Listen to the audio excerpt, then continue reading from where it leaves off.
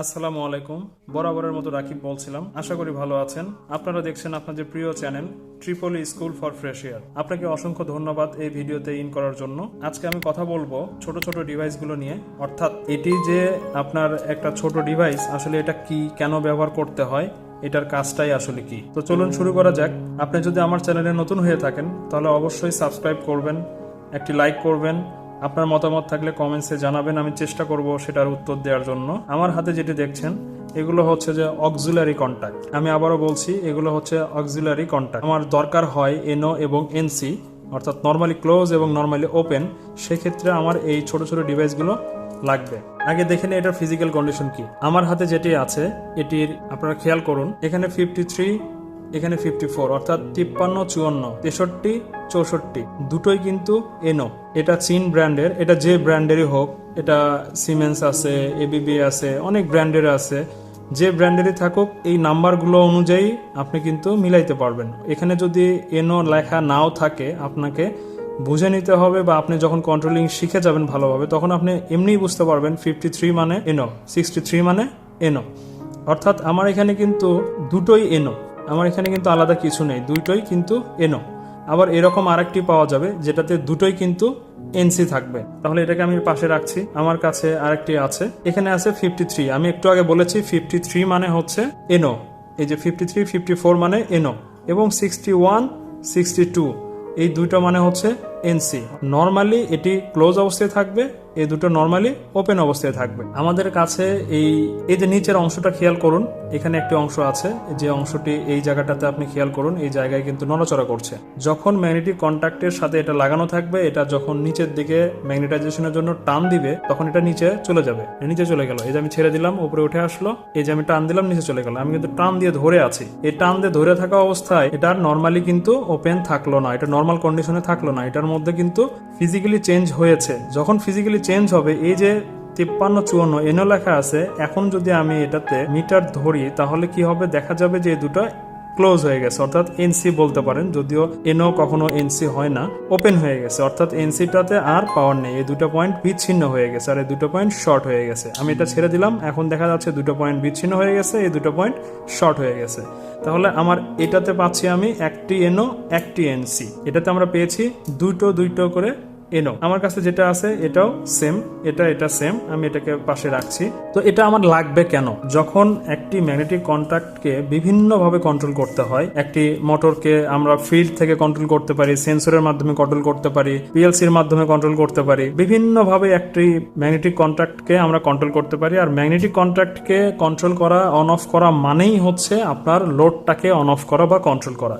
So আমার এই magnetic কন্ট্রাক্টরে দেখা যাচ্ছে L1, L2, L3, T1, T2, T3, আর কিন্তু কিছু নেই, এরকম কিন্তু কিছু নেই। এরপর আছে 13 এবং 14, অর্থাৎ 13, 14 মানেই এনো।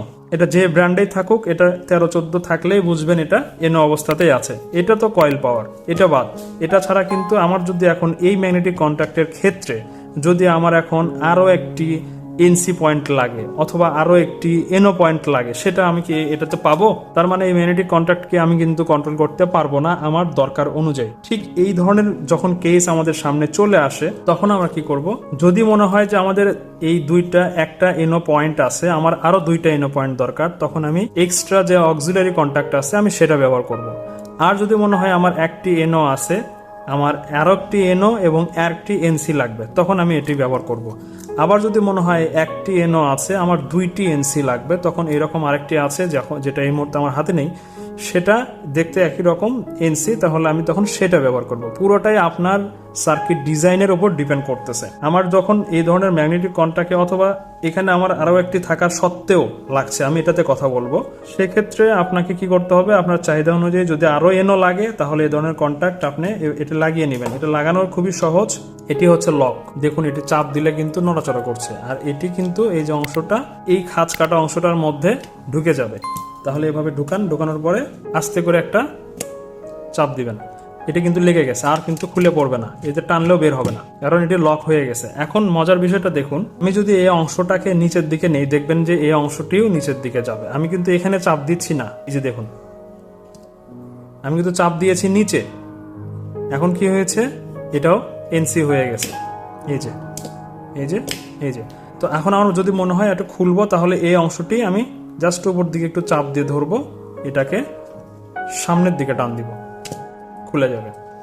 এটা লক যদি আপনি না বোঝেন তাহলে কিন্তু টানাটানি করলে ভেঙে যাবে। ঠিক আরেকটি যদি মনে হয় যে আমার একটি এনও আছে, আরও একটি এনও, আরও একটি এনসি লাগবে, তখন এই ধরনের অক্সিলারি কন্ট্যাক্ট আপনি কালেক্ট করবেন এবং সেটিকে এভাবে ইনস্টল করবেন।